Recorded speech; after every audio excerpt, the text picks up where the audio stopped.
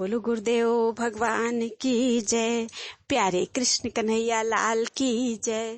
सुख सागर 10वां स्कंद 48वां अध्याय। इस समय बहुत सुंदर कथा चल रही है श्री कृष्ण कन्हैया के प्रेम की, जिसे प्रेमा भक्ति कहते हैं। कुब्जा और अक्रूर के घर पर श्याम सुंदर का जाना। सुखदेव जी बोले, हे परीक्षित, जिस दिन से मुरली मनोहर ने कुब्जा के घर जाने का करार किया था, उसी दिन से वह नित्य फूलों की सैया बिछाकर मोहन प्यारे की आशा देखा करती थी। एक दिन श्री कृष्ण जी भक्त वत्सल अंतर्यामी ने उसका प्रेम देखकर विचारा कि हमने कुब्जा से कहा था कि कंस को मारकर तेरे घर आवेंगे, सो अभी तक वह वचन पूरा नहीं हुआ, इसलिए वहां जाना चाहिए। ऐसा विचार कर उद्धव को साथ लेकर कुब्जा के घर गए।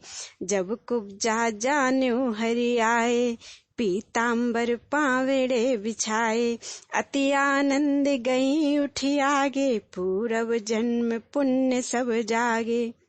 जब श्री कृष्ण जी सूर्य से अधिक तेजवान रूप बनाए हुए कुब्जा के घर पहुंचे, तब उनके प्रकाश से वह रत्न जड़ित स्थान जगमगाने लगा। कुब्जा ने बड़ी भक्ति व प्रीति से उनको जड़ाऊ चौकी पर बैठाया और उद्धव को बैठने के लिए आसन दिया। कुब्जा मोहन प्यारे के कमल रूपी चरण गोद में लेकर बड़े प्रेम से दबाने लगी। आस पास सज साज के महाराज के काज, आनंद सो मन में कहे, धन्य भाग्य है आज। फिर कुब्जा ने केशव मूर्ति के चरण धोकर चरणामृत लिया और बहुत उत्तम भूषण व वस्त्र जो बनवा रखे थे उन्हें पहनाकर इतर व चंदन उनके अंग में मल दिया। 36 प्रकार के व्यंजन उनको खिलाकर पान व इलायची सामने रखा। फिर श्याम सुंदर को रत्न जड़ित पुष्पों की शैया पर ले जाकर बिठाया। फिर कुब्जा स्नान करी, पहिरे चीर सुरंग, रत्न जड़ित भूषण सजे, नख सिखलो सब अंग। जब वह 16 श्रृंगार करके बड़े प्रेम से श्याम सुंदर के निकट आई, तब श्री कृष्ण जी आनंद कंद सबका मनोरथ पूर्ण करने वाले कुब्जा का हाथ प्रीतिपूर्वक धरकर अपनी सैया पर बैठा लिया और उसको लोक व परलोक दोनों जगह का सुख दिया। टेढ़ी से सीधी करी, दियो रूप अभिराम, दासी से रानी भई, पूजी सब मन काम। हे राजन, देखो, जिस पदवी को योगी और ऋषिश्वर बड़े तप व जप करने से भी जल्दी नहीं पहुंच सकते, वह फल कुब्जा ने एक दिन के चंदन लगाने से सहज में पाया। जो लोग नित्य विधि पूर्वक नारायण जी का पूजन करते हैं, उनको ना मालूम कैसी पदवी मिलेगी। अपना मनोरथ प्राप्त होने के उपरांत कुब्जा ने श्याम सुंदर से हाथ जोड़कर विनय किया, हे त्रिलोकीनाथ, तुम्हारी मोहनी मूर्ति देखने की मुझे 8 पहर अभिलाषा बनी रहती है, इसलिए मैं चाहती हूँ कि कुछ दिन यहाँ रहकर मुझे सुख दीजिए। केशव मूर्ति बोले कि तू धैर्य रख, जब मुझे याद करेगी तब मैं तेरे घर आया करूंगा। फिर उठ उद्धव के ढंग आए, भये लाज वश नयन नवाए। जब मोहन प्यारे उद्धव समेत अपने स्थान पर गए, तब मथुरा वासियों ने यह हाल सुनकर कुब्जा के भाग्य की बड़ाई की। धन्य धन्य कुब्जा हरि की रानी, धन्य धन्य कृष्ण प्रीति करि मानी, सदा रहे हरि के यह रीति, मानत एक भक्त से प्रीति। धन्य धन्य चंदन अंग लगायो, धन्य धन्य भवन जहाँ हरि आयो। फिर एक दिन केशव मूर्ति ने उद्धव से कहा कि तुम स्त्री की भक्ति देख चुके, अब चलो एक पुरुष का प्रेम दिखलावे। ऐसा कहकर मोहन प्यारे बलराम जी से बोले, हे भाई, हमने अक्रूर के घर जाने के लिए करार किया था, सो आज तक नहीं गए। अब वहां चलकर अक्रूर को हस्तिनापुर भेजकर युधिष्ठिर आदि अपने भाइयों की शुद्धि मंगाना चाहिए। ऐसा कहकर बलभद्र व उद्धव समेत अक्रूर के स्थान पर गए। उन्हें देखते ही अक्रूर आगे से आकर अपना सिर हरि चरणों पर रख दिया और मुरली मनोहर ने उनका सिर उठाकर अपनी छाती में लगा लिया। फिर अक्रूर अपना भाग्य उदय समझकर बड़े प्रेम व भक्ति से श्याम व बलराम व उद्धव को घर के भीतर लेवा ले गए और दोनों भाइयों को जड़ाऊ चौकी पर बैठाकर उनके चरण धोए और अपनी स्त्री समेत चरणामृत लेकर विधि पूर्वक उनकी पूजा की। सुगंध के लिए अगर आदि अपने घर में जला दिया। 36 प्रकार के व्यंजन सुनहली थालियों में लाकर उन्हें सामने रखा। जब श्याम सुंदर ने उनकी सच्ची भक्ति व प्रीति देखकर बलराम जी व उद्धव समेत आनंद पूर्वक भोजन किया, तब अक्रूर, पान व इलायची उनके सामने रखकर दोनों भाइयों के चमर हिलाने लगे। उस समय मोहिनी मूर्ति को टकटकी बांधकर देखने से अक्रूर को ऐसा प्रेम उत्पन्न हुआ कि वह वृंदावन बिहारी का चरण पकड़कर अपनी आंखों में मलने लगा। जिस तरह परम दरिद्री बहुत धन पाकर प्रसन्न होता है, उसी तरह अक्रूर को मोहन प्यारे के आने से परम हर्ष प्राप्त हुआ और प्रेम के आंसू बहने लगे। तब अक्रूर कर जोर के स्तुति कही सुनाए, तुम तो पुरुष प्रधान हो, माखन प्रभु यदुराय। फिर अक्रूर ने हाथ जोड़कर विनय किया, हे दीनानाथ, तुम उत्पन्न होने और मरने से रहित हो, तुम्हारे आदि अंत का भेद कोई नहीं जान सकता, सो मेरी दंडवत आपको पहुँचे। तुम रजोगुण से संसार की उत्पत्ति, सतोगुण से पालन और तमोगुण से नाश करते हो। तीनों लोगों का व्यवहार अपनी माया से प्रकट करके तुम उनसे विलग रहते हो। संसारी माया मोह में फंसने वाला मनुष्य भवसागर पार नहीं उतरता। तुम्हारी कृपा के बिना मुक्ति मिलना बहुत कठिन है।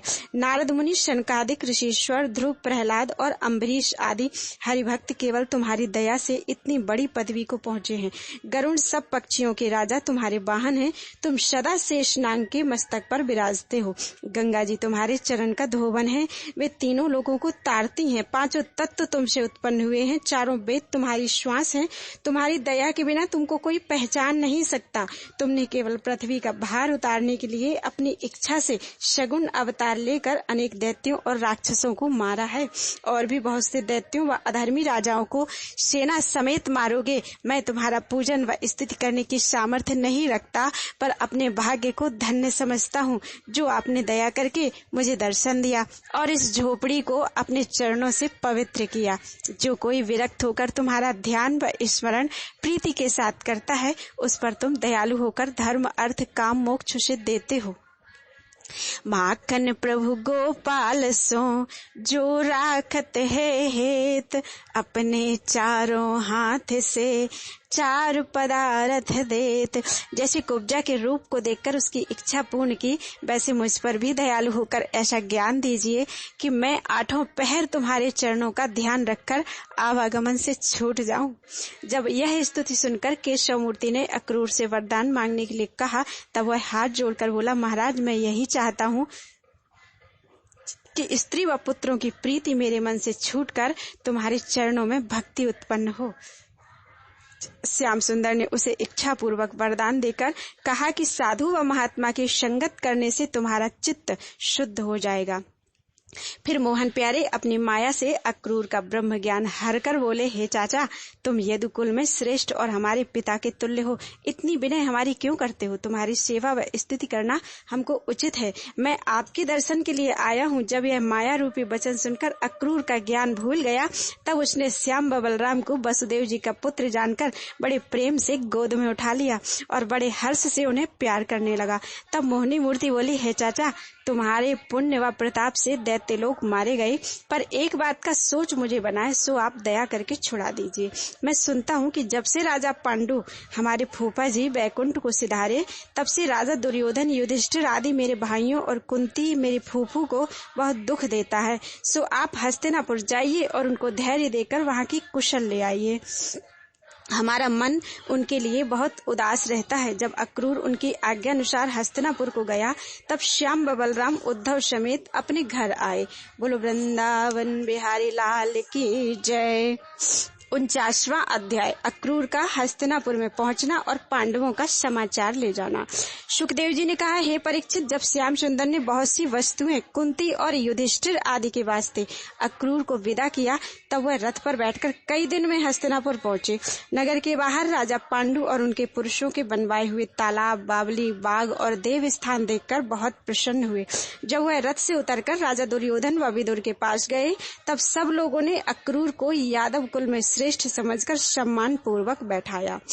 उस समय अभिमानी दुर्योधन ने अक्रूर से यह व्यंग वचन कहा, नीके शूरसेन वसुदेव, नीके हैं मोहन बलदेव, उग्रसेन राजा के हेत, और न काहू की शुद्धि लेत, बेटा मारी करत हैं राज, तिन्हें न काहू से है काज। यह सुनकर अक्रूर चुप हो रहा। उसने मन में विचारा कि इन अधर्मियों की सभा में मुझसे दुर्योधन का कठोर वचन नहीं सहा जाएगा, इसलिए यहाँ बैठना नहीं चाहिए। ऐसा विचार कर अक्रूर वहां से उठ खड़ा हुआ और विदुर जी को साथ लेकर युधिष्ठिर के घर चला गया। वहां क्या देखा, कुंती अपने पति राजा पांडु की सोच में उदास बैठी है। अक्रूर ने कुंती के चरणों पर सिर रखकर श्याम सुंदर की भेजी हुई सौगात सामने धर दी और युधिष्ठिर आदि 5 भाइयों को गोद में उठाकर बहुत प्यार किया। जब कुंती ने आदर पूर्वक अक्रूर को अपने पास बिठाया, तब अक्रूर ने कुंती से कहा कि विधाता से किसी का कुछ वश नहीं चलता। सदा संसार में कोई अमर नहीं रहता। संसार में जन्म लेकर दुख व सुख दोनों भोगने पड़ते हैं, इसलिए सोच करने से कुछ लाभ नहीं है, केवल शरीर दुख पाता है।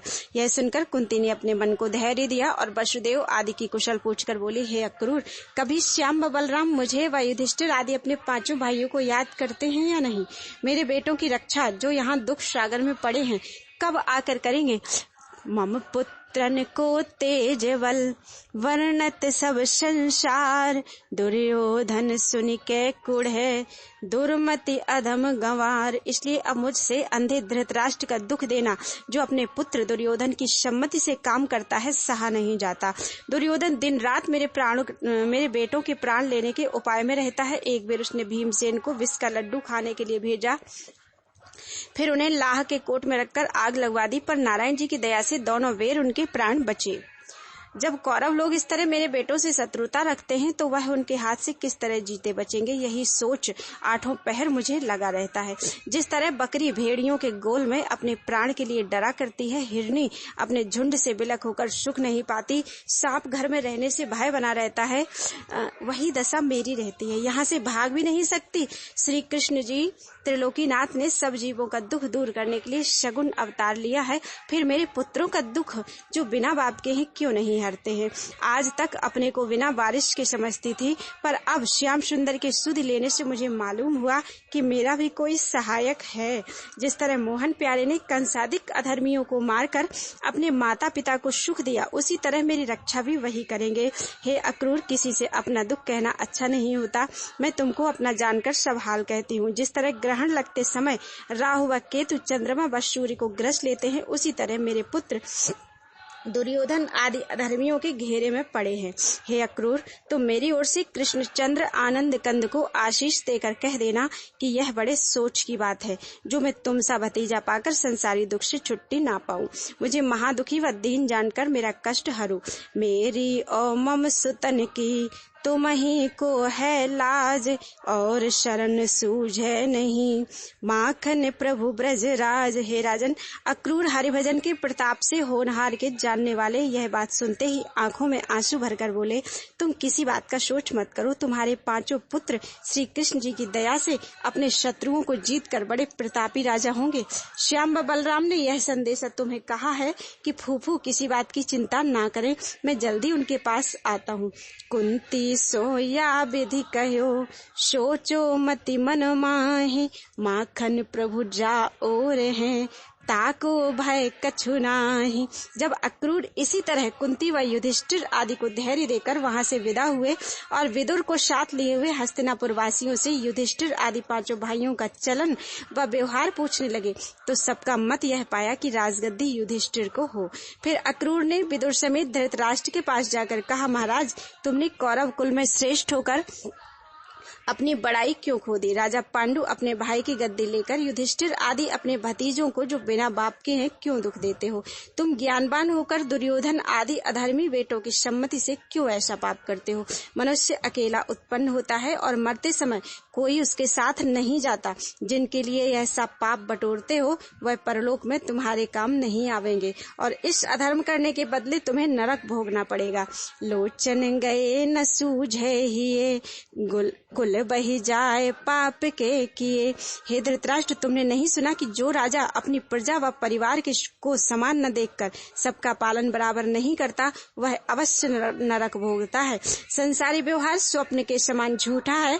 मरने के उपरांत केवल भलाई व बुराई रह जाती है। जो लोग संसारी व्यवहार झूठा समझकर किसी जीव को दुख नहीं देते वही लोग जगत में यश पाकर अंत समय मुक्त होते हैं। इसलिए तुम्हें अपने बेटे व भतीजों में कुछ भेद न समझकर युधिष्ठिर आदि को दुख देना नहीं चाहिए। तुम्हारे बेटे तुमको स्वर्ग में ना ले जाएंगे और भतीजे नरक में ना ढकेलेंगे। नरक व स्वर्ग अपने करने से मिलता है। मैं तुम्हारे कल्याण के लिए धर्म की बात कहे देता हूँ, इसी के अनुसार करने में तुम्हारा यश होगा। कदाचित ऐसा नहीं करोगे तो पीछे से तुम्हें पछताना पड़ेगा। याते तजो अधर्म सब, चलो धर्म की रीत। जिनकी नीति अनीति है तिनकी होए न जीत।